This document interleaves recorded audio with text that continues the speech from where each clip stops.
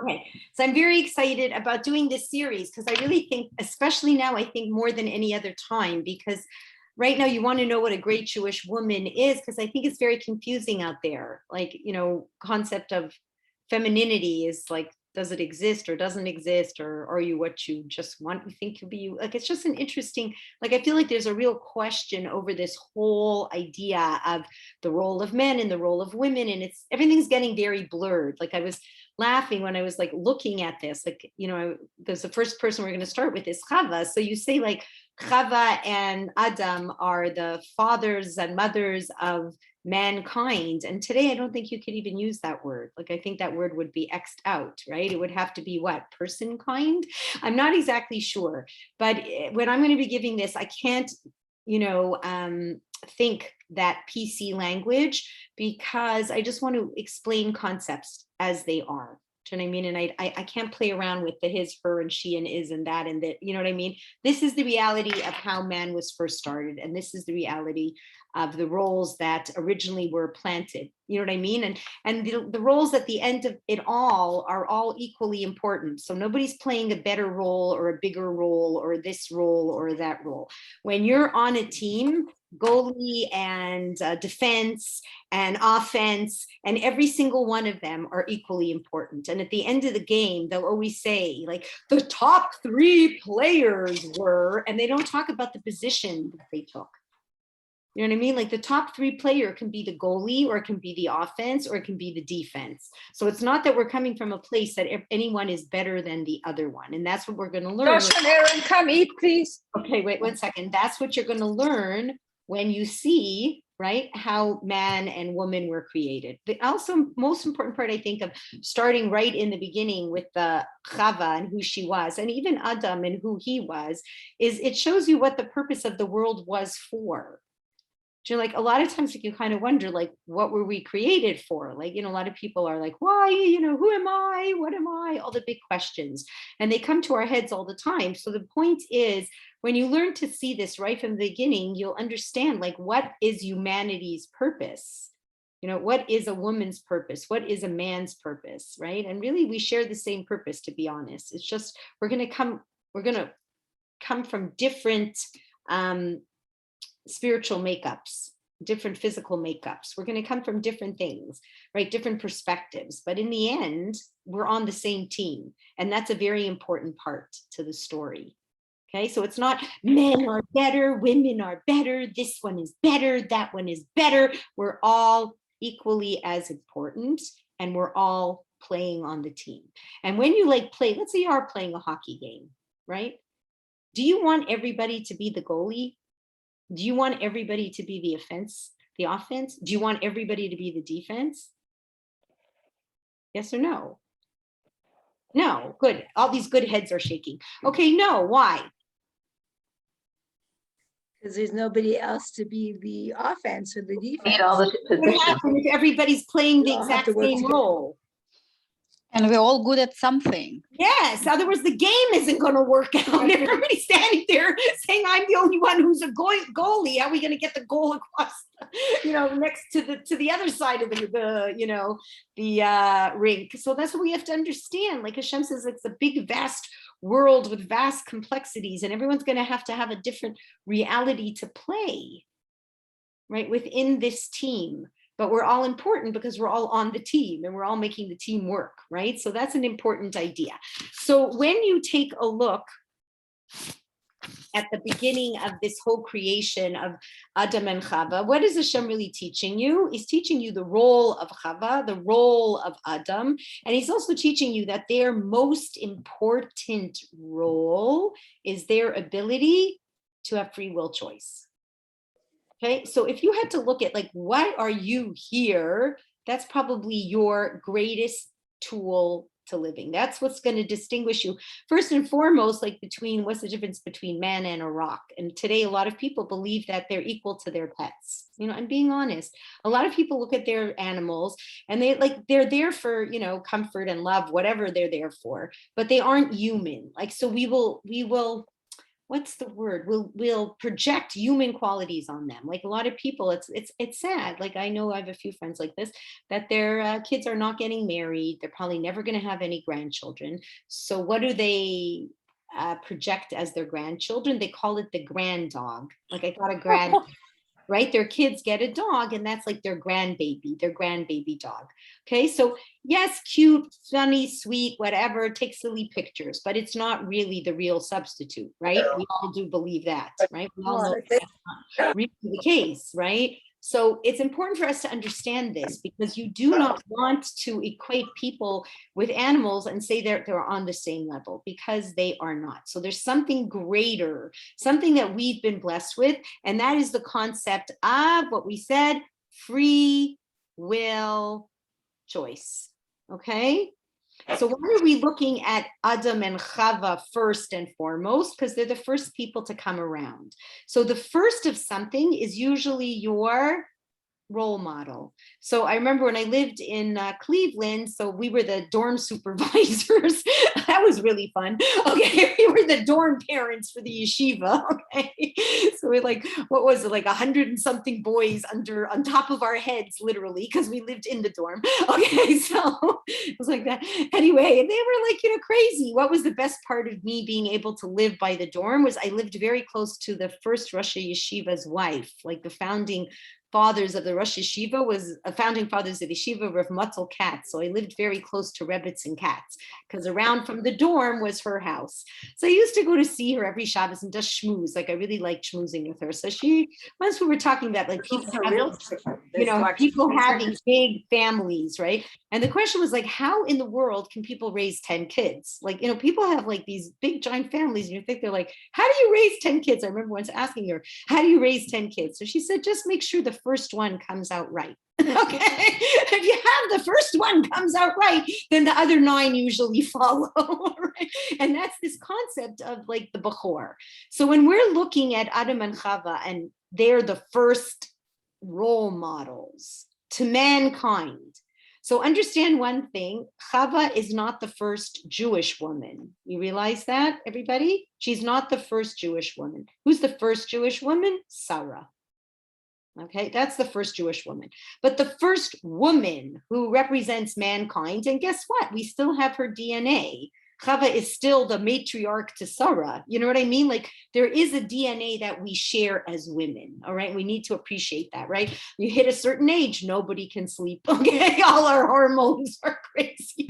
I love it. Like you're getting so worried you're becoming chas v'shalom, like you're getting Alzheimer's. Then you talk to your friends. Nobody can remember anything. So you feel so much better, right? Nobody can sleep. Nobody can do this. Menopause, you're finished. It's a decline. And everyone is declining, so you feel okay. Okay, so now we're going to go to them. And it's interesting because they role model a lot to us. Okay, so they role model who they should have been. They role model their mistake, like what you shouldn't do, but then they role model tshuva, right? And that's probably very important realities for all of us, right? Okay, so I think that like you need to appreciate those facts. Okay, so let's see. So what's going on here? So we know Adam and Chava are created B'Tselem Elokim. So what does that mean? What's B'Tselem Elokim? In the image of Hashem. Beautiful. So what does in the image of Hashem actually mean? Basically, the way Hashem would look and feel and act if he were okay. So they're going to have qualities. They have the potential qualities, exactly. Potential godlike qualities. So just for instance, give me a godlike quality. Tell me what's a godlike quality. Seriously. Acting with chesed. Yes. Okay. Beautiful. So chesed, kindness. So what does acting with kindness mean? Like I'm being honest. Like what does it take to be kind? What is like I'm being real. I'm asking real questions. What's it take to be kind? To appreciate someone else in the way in which you appreciate yourself and how you want to be treated. Oh, okay. Very, very interesting. Okay. And in order to do that, you have to go beyond self. Okay, so you Yourself. have to, which we're going to learn. Okay, so we're going to learn that this is a very important thing you brought up. So kindness is a godlike quality. What else is a godlike quality? Giving. Choice to do the next right thing. Okay, so ready to do the next right thing. Okay, what else? Mercy. Yeah, mercy, rachamim. So even if you really deserved to be punished, I would go beyond and grant you that freedom. There's a really, really big quality that God has, and that's the quality of creativity. I was gonna say procreate. So procreate is to have more children, but to create, to be able to create, okay? When you create, that's huge. So let's just, anybody here ever create? Like, let's think of things we created, that you physically created, things that you've created. Anybody here knit? Anybody knitting? Yeah? Any knitters? Okay, I sewers. used to. Okay, let's be honest. Okay, so I went to Barb today, and I went to Barb, and I went to get my sheitel done. And then whenever my ponytail grows, I just say, "Okay, Barb, go like that." I keep it in a ponytail. She just goes like this with a pair of scissors. So I said to her, "Barb, don't you love doing that?" And what did Barb say? No, I really enjoy cutting and styling, because what do you really enjoy doing? Creating. All right, doing that is not very creative. There's nothing to it, right? So you want to create, right? There's choices to be made and a vision and everything else. So I'm going to tell you that that is the greatest godlike quality that we have. It's probably the most important godlike quality that we have.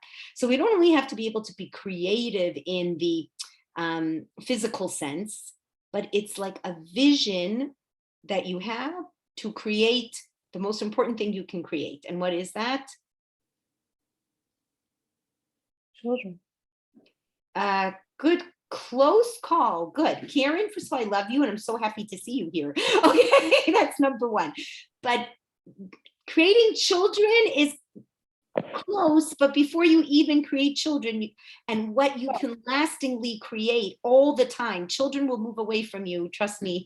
You will become Yourself. yourself. Okay, that's exactly why God put you on the planet. And that's what he says to Adam and Chava. Yes, I made you a gorgeous body. And yes, I made you a beautiful soul. And yes, I made you this great garden. But now you need to create. Now you need to make choices, right? And the most creative choices that you can make that really impact on you are which ones? Good ones. Yes, so explain. What are the two choices? Okay, we have this you have to have memorized. This is Good and bad. 101. Good and bad. True and false. True and right false. wrong. Right and wrong. Wrong. And the most important one, remember I told you that Rabbi David Ashir added on? Yes, close to Hashem or distant from Hashem. Okay, do I want to be close to God or do I want to distance myself from God? Those are the most important creative realities, and that's what makes you the most godlike. When you use that potential, then you can have a really good close relationship, because really, as much as we like to think, opposites, we try to put them together, it's so much easier to have a close relationship to people who are like-minded. And that's really the truth. Okay, so the more godly you become through those choices, the closer that you can become to Hashem, the more you can actualize your potential, right? Because when you make godlike choices, you become God-like, all right? So very important for us to understand that. So no other, we need to really understand this, that no other creation that Hashem made has that ability, okay? So only mankind can make these choices, okay? So Reb Simcha Zissel tells the story of the Rambam. This is a true story, okay? So during the Rambam's time, there was an argument of what man is. Okay, is man better than an animal, or is he just really a sophisticated animal? That's all. Just like you could train an animal to be sophisticated, so you could train man to be more sophisticated. But truthfully, he was nothing more than an animal. So these like, there's a debate in the, I don't know if it was the kingdom or whatever, wherever the Rambam lives, could be in Egypt, right? Right, there's this debate going on. So the whatever advisors said that they really believe that man is equal to animal, that there aren't really any differences, and one's more sophisticated, but you could train an animal to be sophisticated too. So it's a true story. Okay, so the Rambam disagreed. He's probably in the Sultan's palace, and he says no, it isn't the case. Right, an animal is an animal. He lives by instinct and instinct alone. So you can't really train him to change his character. All right. So these men told, it was like an argument, and they said that they're going to prove the Rambam wrong. So they actually took a cat, okay, and they trained the cat. Like, whenever you go to you see these little clips from the circus. Anybody here ever go to a circus? So you always see these like dogs walking on their legs, on their hind legs, like they're standing up instead of on all fours, right? They're walking like this, and they have a little hat on, and they can do all kinds of tricks. And it's like, whoa, right? So these people actually trained this cat to be a butler.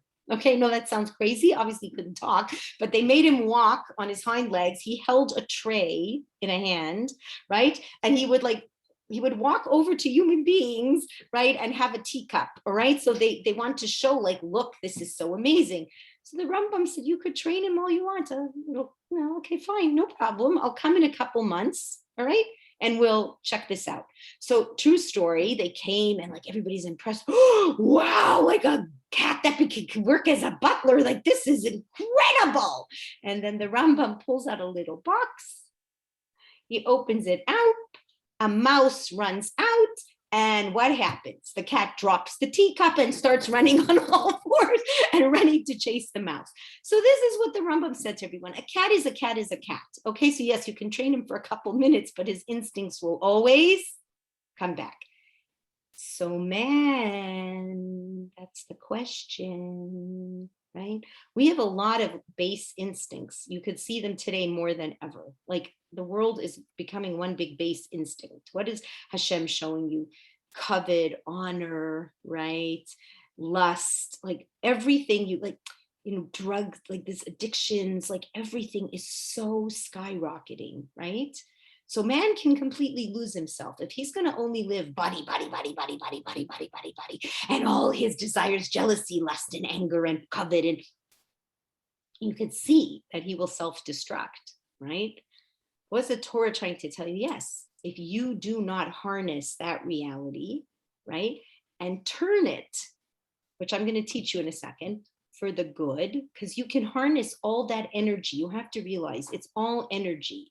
All that energy can be harnessed and used in a different way. All of it. I'm going to explain how, okay? All of it, right? If you harness it, then you will be the godly reality you're supposed to be. If you do not harness it, you will be like an animal, although you can be much better.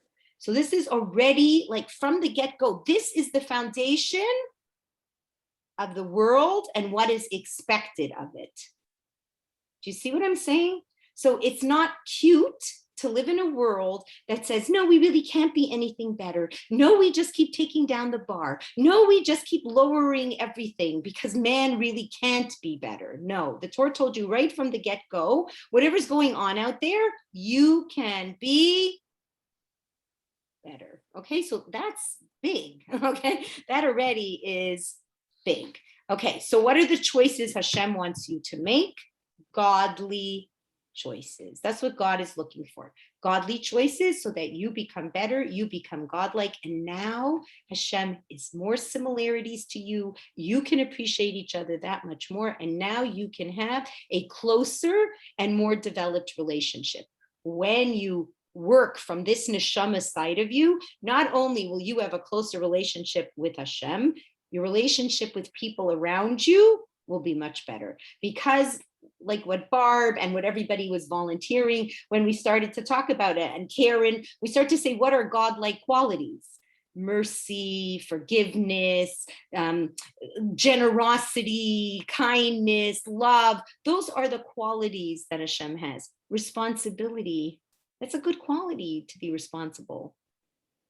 Creativity, good qualities. So we're saying they will make you a better person in your relationship with Hashem, in the relationship with the people around you, and also most importantly, in your relationship to yourself. They will help you know who you are, right? So it's really amazing.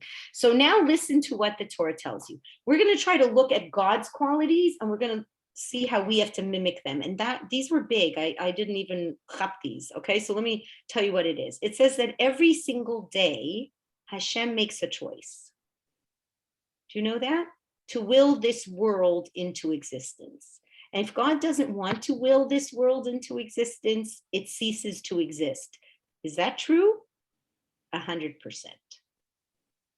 100,000,000%. He has to will each one of us into existence, each animal into existence, each, leaf into existence. And if Hashem says, no, time for this to go or time for that to go, it goes. And that's the way it is, right? And the power of one country goes and the power of another country goes. This one goes up and this one goes down and this one goes up and this one goes down. It's all willed by Hashem.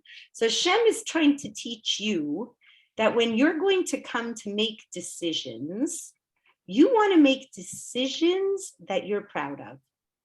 You want to make decisions every day that you don't want to regret. You want to that's a beautiful idea. Like in other words, Hashem is saying, you can mimic me. Just like I make decisions from my free will, things that I really want to have happen, I want you to make those kinds of decisions. Because I don't know about you, but I make a lot of decisions that I wish I didn't make. Anybody here, like during the day, make decisions that you're like, why did I do that? Why did I eat that? Why did I do this? Why did I say that? Why did I this? And why did I that? Why did I this? So Hashem is saying, no, stop. Part of your purpose, right? And part of your development and creativity is be smart.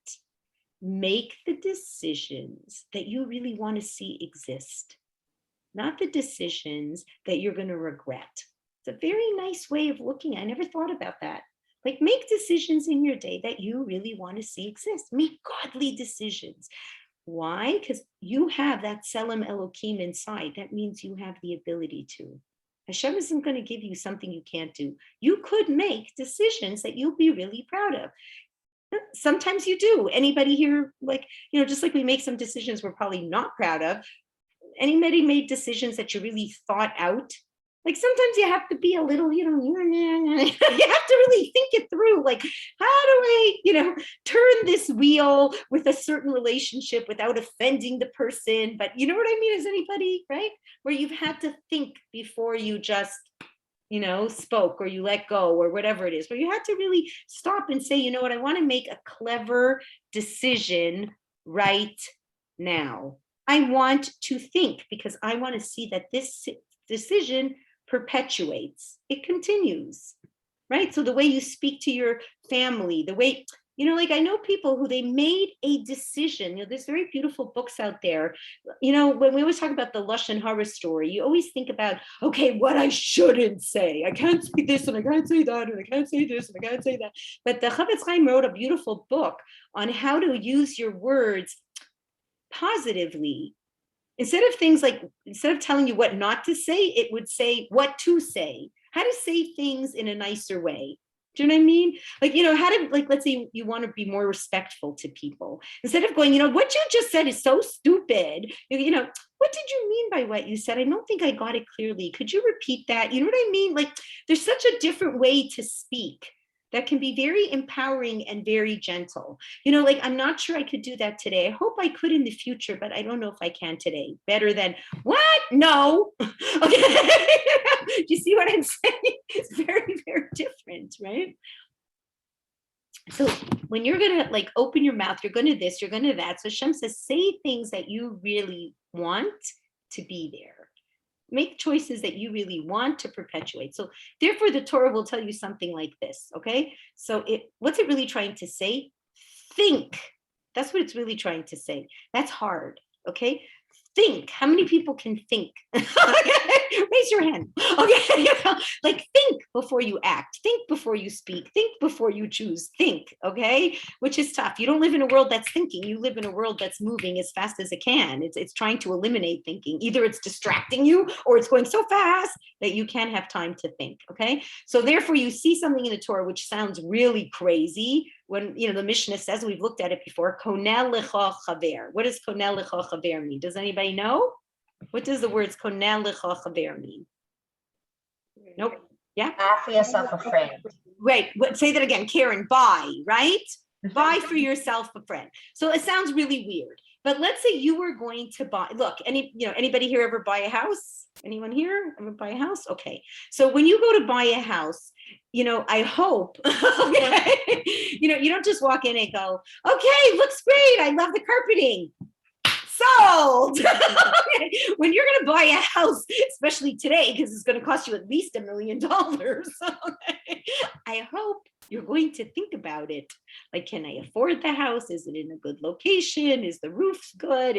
Are we going to get an inspection? Like, you are going to do a lot of thinking and weighing the considerations because this is going to cost. This is an expensive purchase. This is probably a lifetime purchase, right?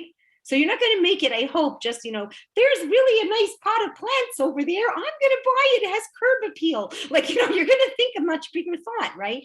So the Torah is telling you when you're going to buy a friend, you're going to look for a good friend. That's a lifetime investment. You choose wrongly with a friend, you're in trouble. Yes, no, or maybe. Right? Torah tells you a friend can make you or break you. Like a friend is a really important element. So konel lecha chaver, choose wisely because realize this is a real investment, right? And just like you want a very good friend and you want to have like this investment from that person, remember that you have to be that same good friend. Okay, it has to be an equal exchange. So Torah is telling you here, like when we're making some good decisions, we have to make hard decisions, important decisions in life, and really decisions that you want to see have substance and perpetuate. I want a friendship that I want long-lasting friendship. I don't want fly-by-night friendships. Okay, and if you're looking for a fly-by-night friendships, that's not the chaver that we're talking about. That's just a convenient acquaintance. I need somebody to drive with me to the gym. I don't really need that friend that's like, I don't need that soulmate friend, right? Like the Anna Green Gables friend, right? I don't need that kind of friend, right? I'm just looking for I'm just looking for a fun friend. Okay, that's a different story. But I'm talking when you're looking for the real friend that you're going to want to influence and grow together and this together and that together, you need to really think. So beautiful. Okay. Okay. So let me see. Right. So you want to make those kind of choices. Now, so you want to make a choice that's very lasting and a choice that's godly, right? And choice that you really thought about. Now it says that Hashem created by Yitzar Hashem. And when it says that he formed like Yetzer, it says 2 yuds, and it really didn't need 2 yuds. There's a reason Hashem put the 2 yuds there, because what's he trying to tell you? I want you to know that when it's going to come to making decisions, you're going to have 2 inclinations. Okay? You're going to have an inclination. It's a battle, your choice making, right? So why does Hashem make it a battle? Why didn't he just like give me a break? Give us the break. Give the whole world a break. Give us all a break. Give the destiny of history a break. Just make it nice and easy. Okay. Just give us a Yetzer Tov. Right? So that all Because you wouldn't reach your potential. Right. Okay. You wouldn't reach your potential. There's no real choice. There's no real creativity. There's no real growth. You're just a robot. Nothing feels better. This really sounds funny, but I really believe the Torah is right. Nothing feels better than self-control. Isn't it true? It's so true. I think the greatest nachas you can give yourself is when you controlled yourself. No one feels better. Like somebody they give you the finger and they yelled at you and they this and that, and you're able to go, I'm above that. I don't have to engage in this. Even controlling your body. Yeah. Being able to control your body. You're right, right? You're right. You're really being honest. So like just that self-control, right? Right? Like I didn't say this, I didn't do this, or I did the right thing and I was able to push myself. Like I have a lot of people who I train, right? So when they come, I wish I had, okay, Mirza Shem anymore. Okay, whatever. I have people that I train, right? Like, you know, and they come in, like, let's say today, okay, you woke up in the morning today. Tell me the truth. What did you want to do? It was pouring rain and dark outside. Stay in bed. I so wanted to. I was, this is a joke. Is this 5 o'clock in the afternoon? Like I'm like waking up going, what time is it? I couldn't believe it. It was like so gloomy, dark. And so I'm thinking to myself, I'm going to get 10 cancellations. You know, everyone who was supposed to come, no one's going to come. They all came, which I thought was very nice. And they're all like walking in like, I really didn't want to come. I'm telling you, I really didn't want to come. And I'm like, I didn't either. Okay? But we're here. And then after they finish the workout, what does everybody say? Thank you so much. This was the best decision I made. You know, when I come in, I don't want to exercise, but after I finish, I feel like $1 million. So you do not only feel like $1 million, I'm being honest, because of the endorphins and everything that's rushing around because of the movement and your heart rate. And right, it's also because you stuck it out. You did the right thing. You feel good when you have self-control. So Hashem is saying, I had to give you that. I had to give you that struggle, right? Because I want you to feel the joy of a real creation of self. When you do something yourself, you create yourself. Like she's not on the line now, but Sheila Miller was telling me, you know, Mrs. Hochman, you know, of blessed memory, she sewed everything she wore and she knit every hat that she had. Okay. You know, she always had that pink, beautiful, fluffy hat. I love that pink, beautiful, fluffy hat. I couldn't believe it. She made it. She made it. Okay. She made the wedding gown that she wore. She was a wedding gown. That's what she was, a seamstress for wedding gowns, you know, with the beading and with everything in her, like, how old was she? In her 90s, early 90s? She made her a wedding gown for her Einikel's chasana. Okay, so I don't know if it was late 80s or early 90s. But I'm just saying everything she made with her own hands. So she had to move. Remember, she was changing condos. So when she was changing condos, she couldn't give away her clothes. It was impossible. She said to Sheila, I can't give these things away. I made them with my own hands. What you make with your own hands, you have a different attachment, right? Like even if it, like I can make these baby blankets, I'm telling you, they're all lopsided. I'm being really real. Okay, like they come out like this. Okay, they come out lopsided. I don't know how to count those stitchy things. Okay, so they come out very lopsided. But because I made them, like they're so, you know, like they're like they would look much better if I bought one. Okay, but because I made them, like I feel like there's so much more invested in it. Okay, so this way Hashem says, I gave you a bracha. I'm going to let you create you. You're not going to come to me at 120 years and say, hi, God, you programmed me and I had my battery and I did what I had to do. Hashem's going to say, boy, oh boy, what I saw you accomplish.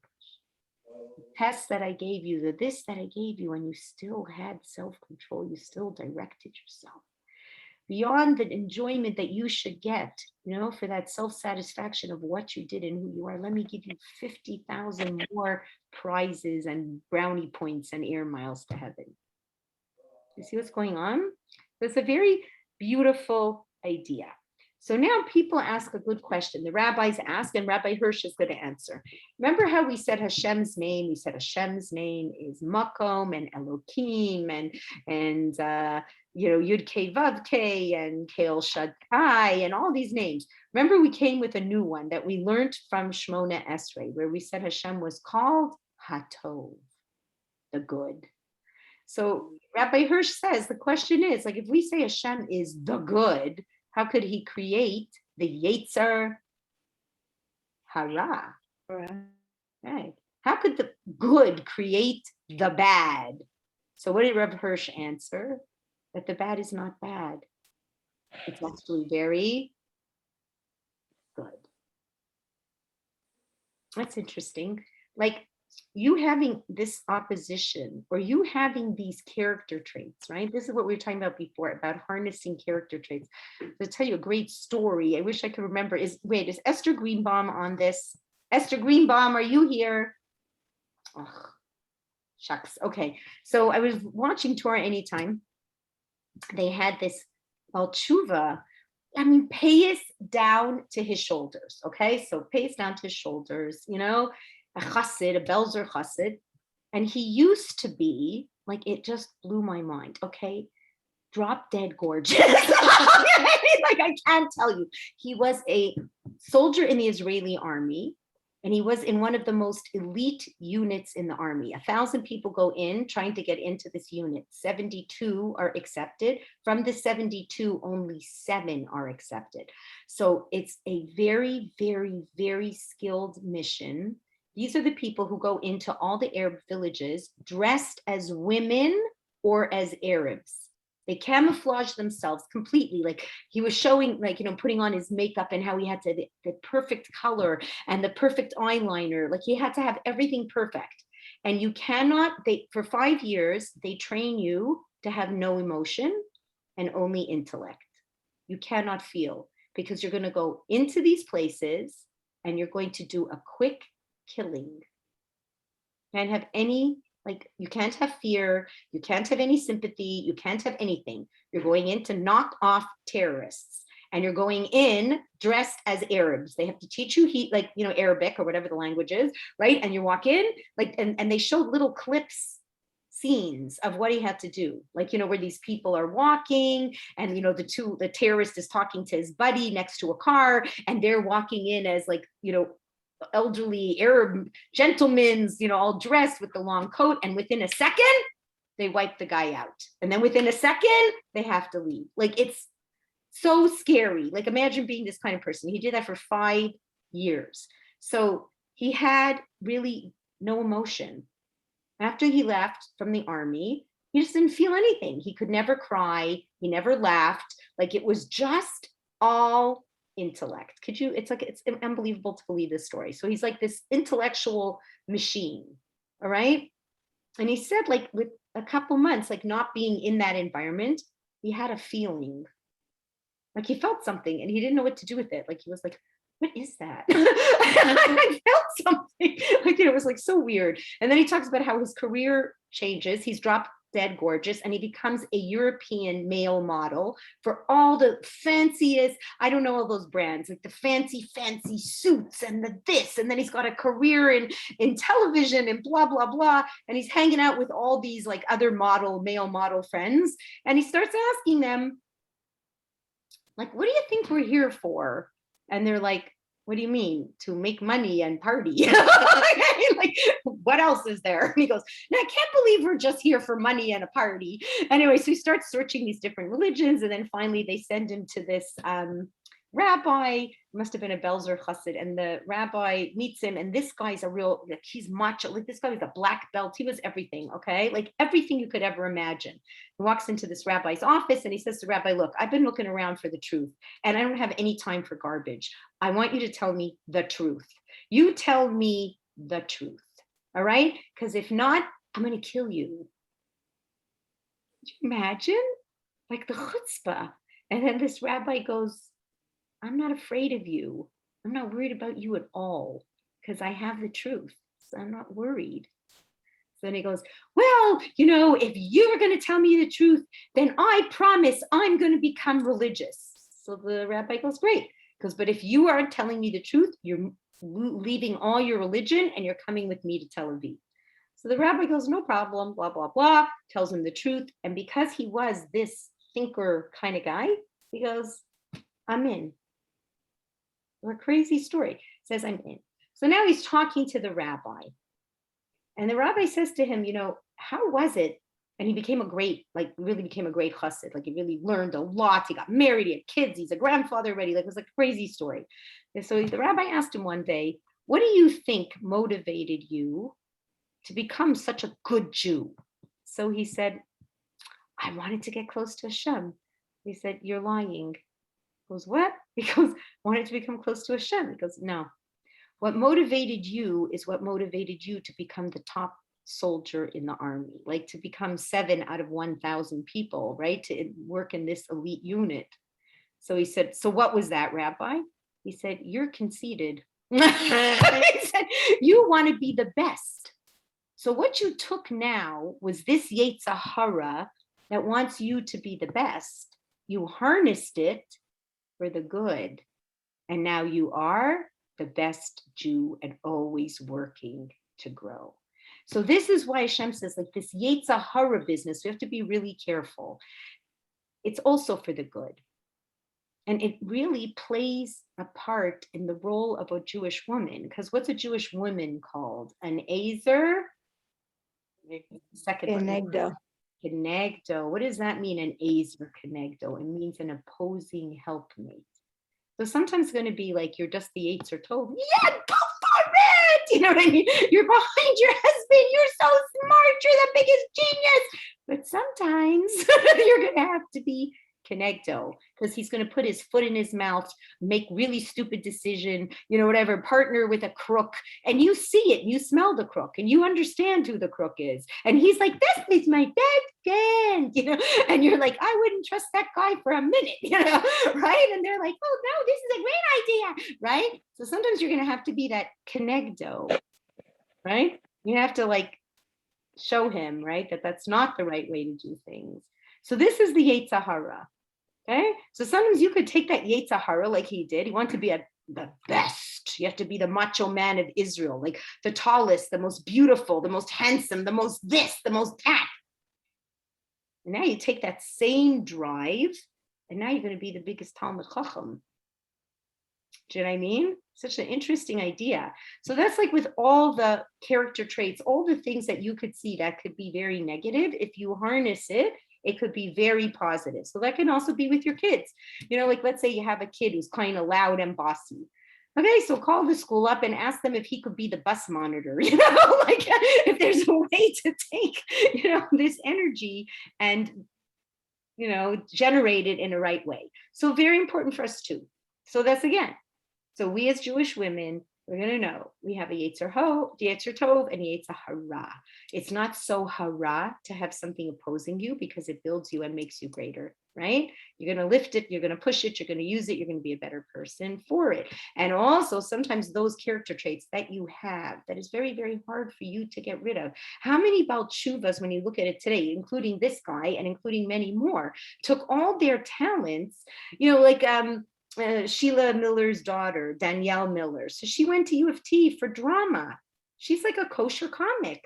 Do you remember when she did that comedian act for us? She does it like she does it on, you know, she does it in Ottawa as the Rebbitzin. Like instead of taking it, throwing it in the garbage, you know what I mean? And just like, oh, I can't touch that stuff. You can take it and use it to be that much, you know, use it in a like kosher way. Okay, so important for us as Jewish women to also like look at your character traits, things that you may not like about yourself, and see how you can use them latova, right? Okay, beautiful. So these are all important things that we're seeing right from the get-go. All right, because we have to appreciate, right, that horse and rider story, right? Right? We just have to, if the neshama is harnessing all of these kinds of energies, then we're in a great place. And when the Yetzer Hara and the Yetzer Tov are working together, that is the greatest Kiddush Hashem. That really is the greatest Kiddush Hashem. Okay? Okay? So that's what's going on. So Hashem says, I'm creating you, man, with these two Yetzers. Now let's see what you do with it. And that's what we have to appreciate. Okay? All right. Now, right? So, you know, there's all kinds of things that we can see. You know, if you're angry, but you're angry for injustice, it powers you, it fuels you to make a difference, to make the world a better place. That's great, right? Rather than just sitting and being angry and just wanting to destroy and be, you know, upset about everything. Okay, now. Okay, so let me see what else I wanted to say. A whole bunch of stuff got shmushled. All right. Okay, no problem. Okay, so let's look at the word Adam. All right, we're going to look at the word Adam. So what's Adam? What does it mean? Why was he called Adam? So everybody tell me. There's three reasons. Okay, so this is, Adam is the word for mankind, all right? We're mankind. So what is it? Within that name Adam, you are going to see, just like the name Chava, you're going to see the potential of everybody. So what's the potential of Adam? Anybody know? Isn't it from the ground? Like, Okay, good. Okay, from the ground. So what's so cool about ground? There's something very cool. Anybody here ever grow a vegetable garden? Yeah, wasn't it like a little miracle to watch? You put this like little goofy thing, like a seed or something, and then you turn around and something comes out. It's alive and edible and amazing. But in order for that little seed to turn into something alive and edible and amazing, what had to happen? You had to water Water it. it. Yes. Disintegrate. Yes, it had to disintegrate, but you had to take care of the soil, right? You have to water it. You have to put it in good, fresh soil. You have to work it. So in order, what's going on here, Hashem is trying to tell Adam, you're going to either be land that's worked on and productive and you produce something, or you're going to be, what happens when you don't touch it? You could come to my house if you want to know what it looks like when you don't touch it. So what, anybody been to Gail Michalowicz's backyard? Okay. only my backyard. Your backyard. Comes, Your backyard looks good. My backyard, on the other hand, is like mud and weeds and yuck, all right? Because It if goes you, back into yes, the if ground. you do not touch it, all right? You do not cultivate and you do not work your little piece of land, then it turns into a weed garden. So that's what or Hashem. it becomes gross, like it becomes Exactly. overgrown.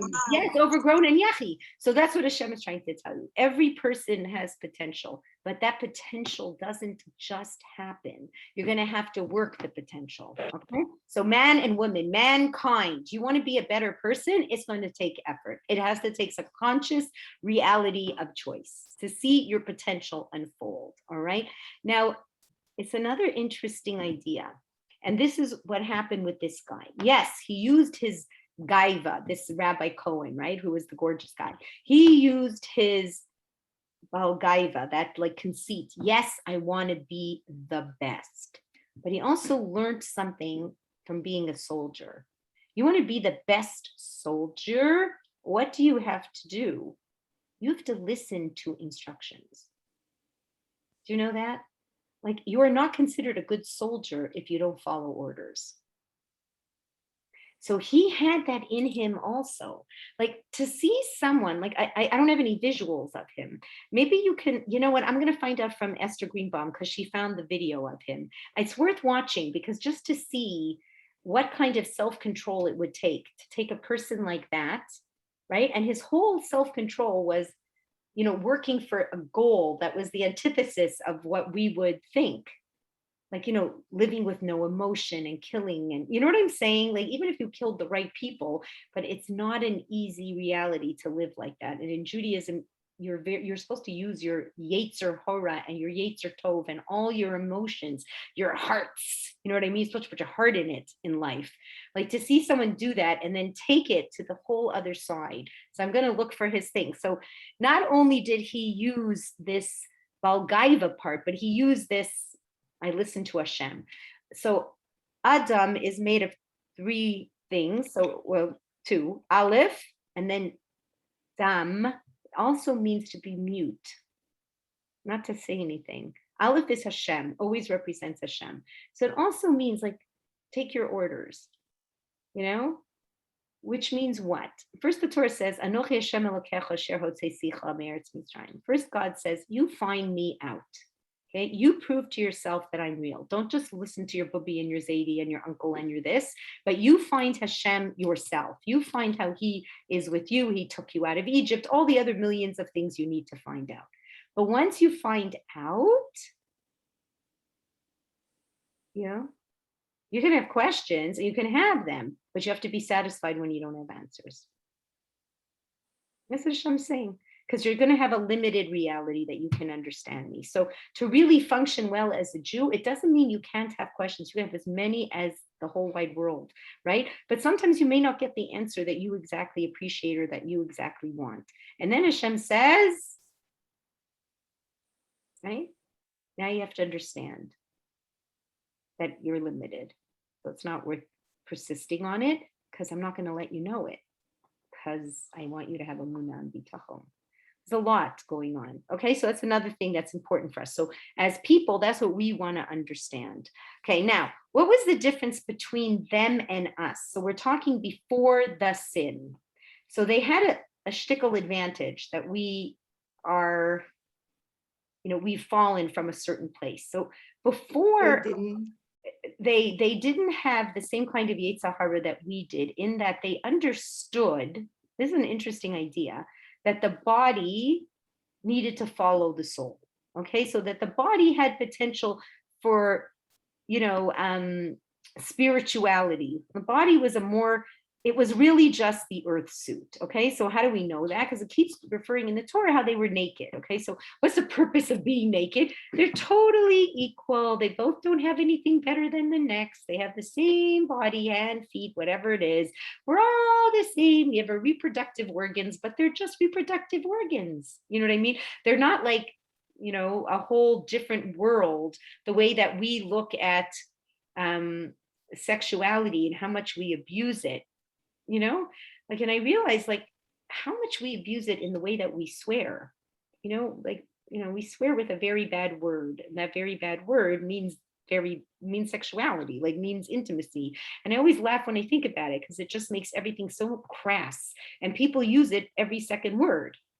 Right? What the, every 2 minutes. And then they play with it in advertisement, and they play with it on all these different things. And it's really just shows you the low we have fallen.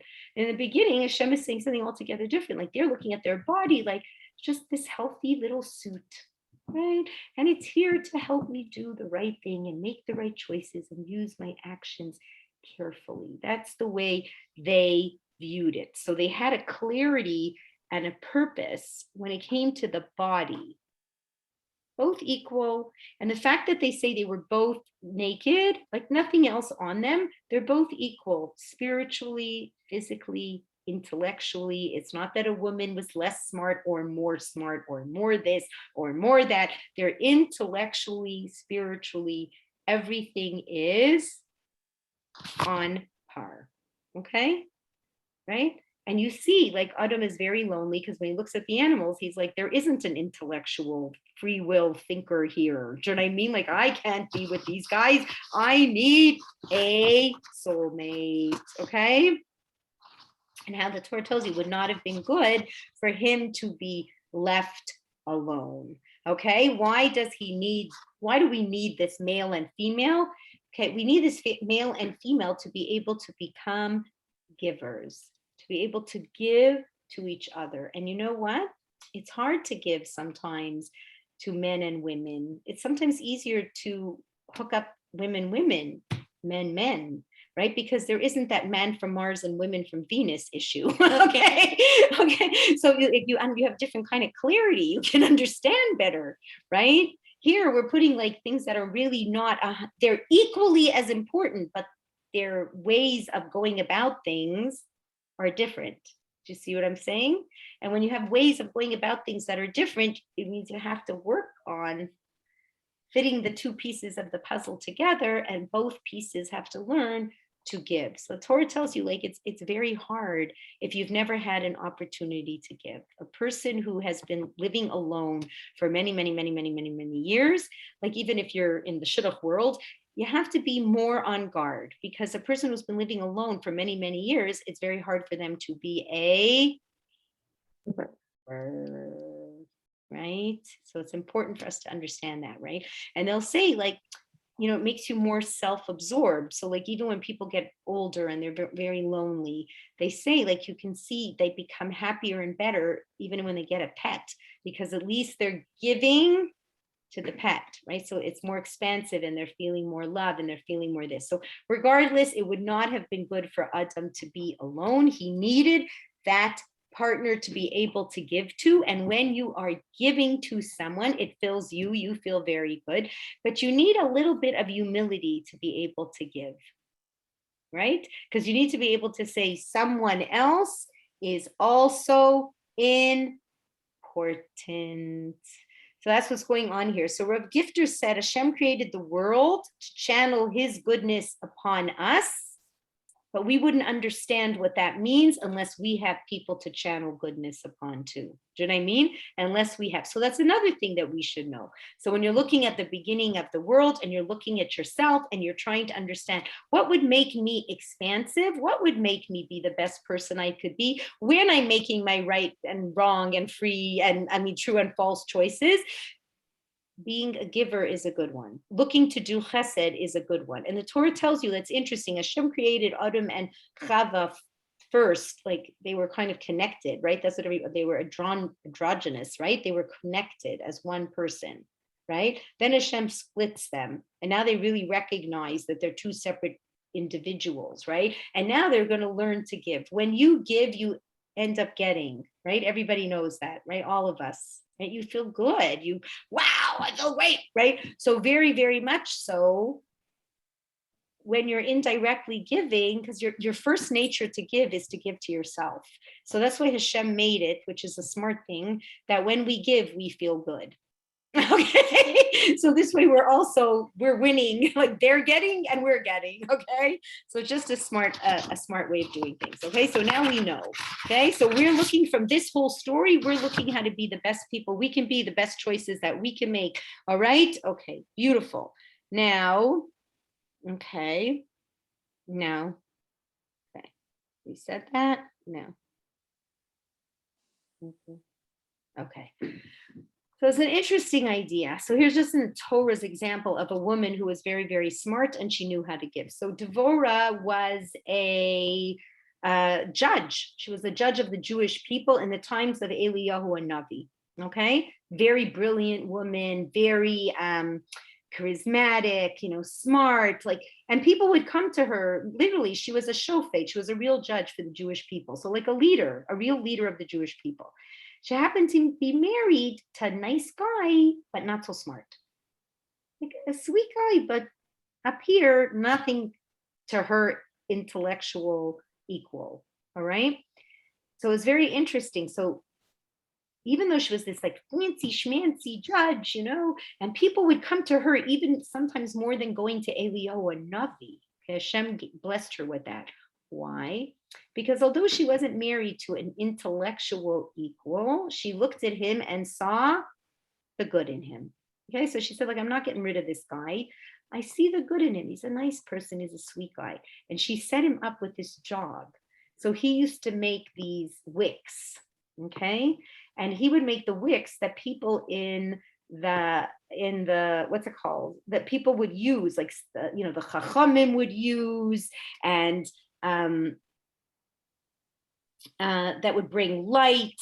And although he was not so smart, the Kohanim would use it. Like, it was interesting. He made these wicks. He ended up hanging out with that type of people, right? Because he wasn't such an intellectual genius, he could have been like hanging around with who knows who. But because she set him up with this kind of job and she really empowered him with it, and she said, you're great and you make the most beautiful wicks, and because of you, there's the beautiful flames in Yerushalayim, and it's so amazing and so wonderful, right?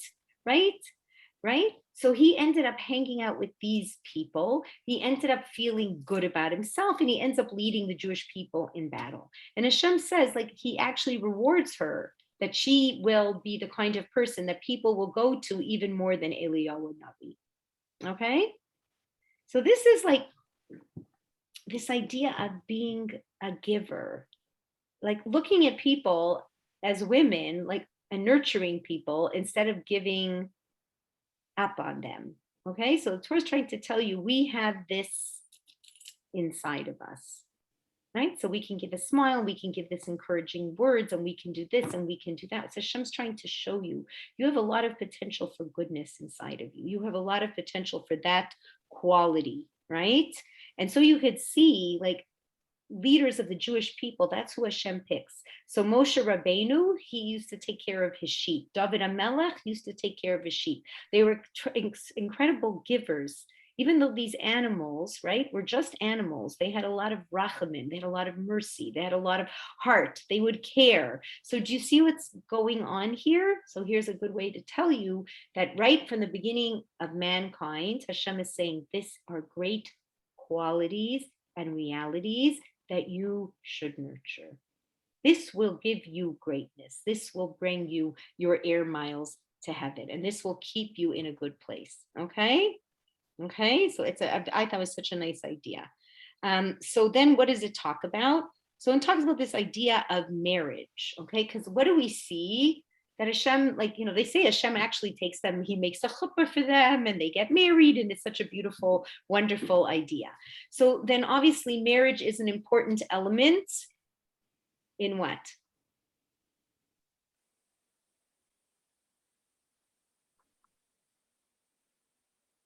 What's marriage an important element in? Or Building relationships. Yes. Okay, in relationships. building a nation. Yes, in building our nation, okay, and in building Be a giver. yes, in becoming a giver, in building yourself, in developing yourself. So this is a big one, because today you're looking at a world that's looking at statistics and looking at things like, what do I need this for? Okay. Like, you know what I mean? It's not like where you took this as an institution, like we took this when we were growing up, like as an institution that was really worth aiming for. Like everybody wanted to grow up and get married. Like everyone wanted to get married, everyone to build a family, everyone wanted to have that unit. That's not the case today. Okay, not everybody is looking to get married. A lot of people think it's a waste of time. They don't want the financial burden. They don't want this. They don't want that. They don't see it successful. They don't see it this. They don't see it that. So Torah is trying to tell you it's not an arbitrary, like, is it a good thing? Is it a bad thing? Hashem is saying it's a good thing. It's a good thing, you know, and we should try for it. We should try to encourage our children to do it. It's a good thing, right? Sometimes it isn't, and that's okay too.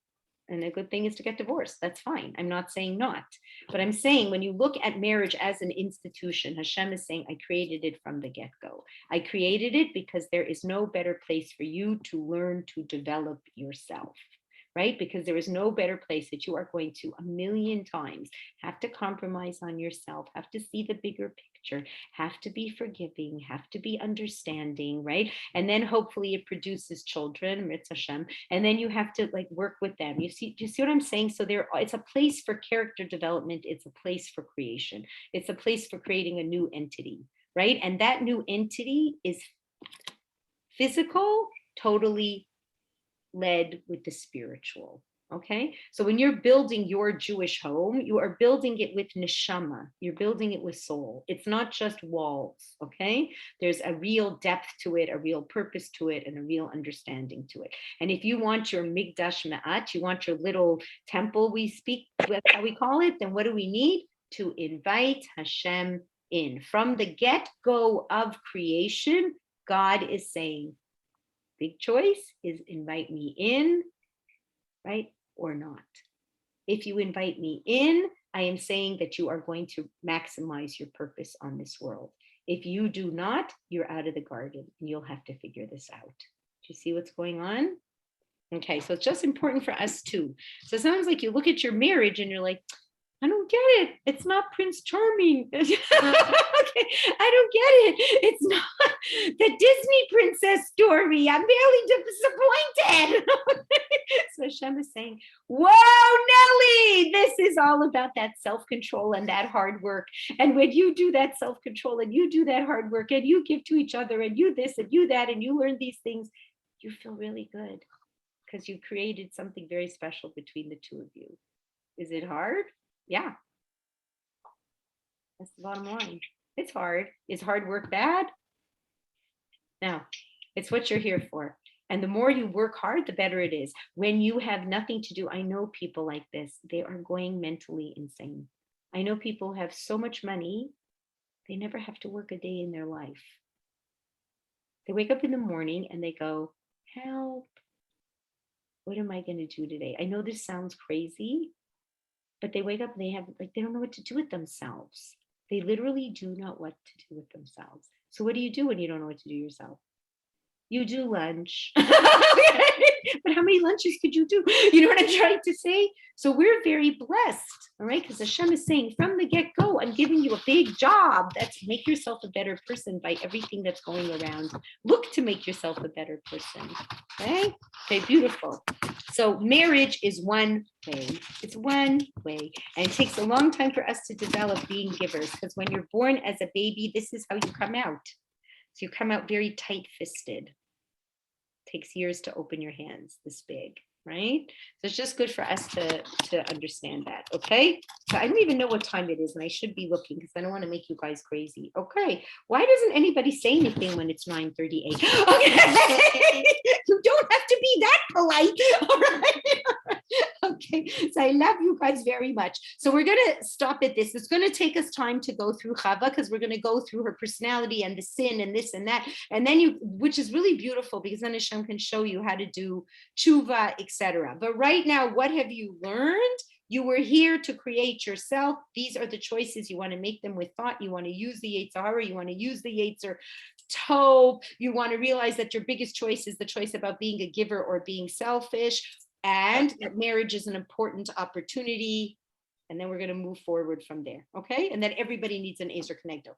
The sad part is who wants to stay to say Tehillim because I feel really bad. I used up all this time. I'm going to stop the recording.